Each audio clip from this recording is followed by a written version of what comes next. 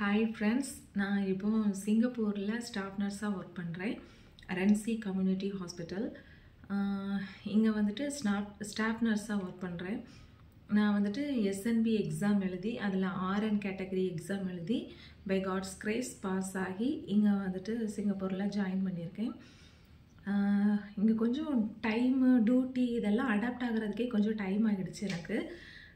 இங்கே வந்துட்டு நம்மளோட இந்தியா டைமை விட 2.5 hours ஃபாஸ்ட்டாக போகும். அங்கே 8 o'clock அப்படின்னா இங்கே 10:30 முன்னாடி இப்போ கொஞ்சம் ஃபாஸ்ட்டாக இங்கே போகுது.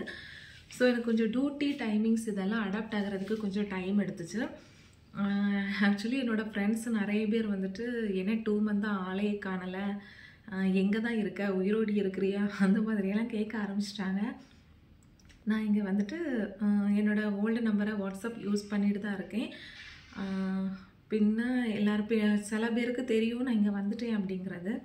சில பேர் என்னென்னா அங்கே போயிட்டு என்ன என்கிட்ட எஸ்எம்எஸ்ஸே பண்ண மாட்டேங்கிற, பேசவே மாட்டேங்கிறீங்க, அந்த மாதிரியெல்லாம் கேட்க ஆரம்பிச்சிட்டாங்க ஃப்ரெண்ட்ஸு. பின்னொன்னே சில பேருக்கு வந்துட்டு எப்படி ஃபாஸ்ட்டாக போகணும், சிங்கப்பூரில் போகிறதுக்கு என்னென்ன ப்ராசஸ்ஸு, அந்த மாதிரியே நிறைய பேர் கேட்க ஆரம்பித்தாங்க.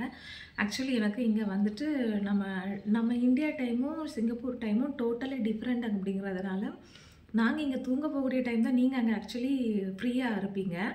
ஸோ நாங்கள் வந்துட்டு அடுத்த நாள் டியூட்டிக்காக நான் வந்துட்டு ரெடி ஆகும்போது சீக்கிரமாக தூங்கணும், அந்த மாதிரி அந்த ஒரு டைம் ரொட்டீனில் நம்ம இங்கே அடாப்ட் ஆகி போகும்போது இந்தியன்ஸ் நம்ம ஃப்ரெண்ட்ஸ் கூட, நம்ம ஃப்ரெண்ட்ஸ் சர்க்கிள் கூட அதிகமாக காண்டாக்ட் வச்சுக்க டைம் இருக்காது.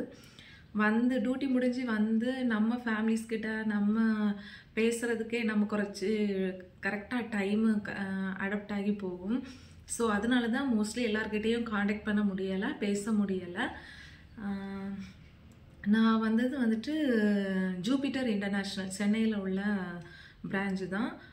நல்லா ஃப்ளெக்சிபிளாக உள்ளவங்க, எல்லாமே டிரான்ஸ்பரண்ட் ப்ராசஸ்ஸு. எப்படியோ பை காட்ஸ் கிரேஸ் இங்கே வந்து சேர்ந்துட்டு 2.5 month ஆக போகுது.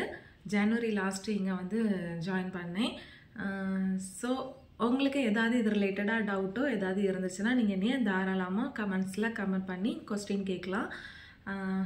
ஓகே ஃப்ரெண்ட்ஸ், நான் இப்போது ஆக்சுவலி இந்த வீடியோ எதுக்காக போடுறேன் அப்படின்னா, நிறைய பேர் வந்துட்டு என்ன ஒரு ரிப்ளையும் பண்ணலை அப்படி இப்படின்னு கேட்குறதுனால இந்த வீடியோ நான் உயிரோடு தான் இருக்கேன், சிங்கப்பூரில் இருக்கேன், சேஃபாக இருக்கேன், அவ்வளோதான். ஓகே ஃப்ரெண்ட்ஸ், பாய்.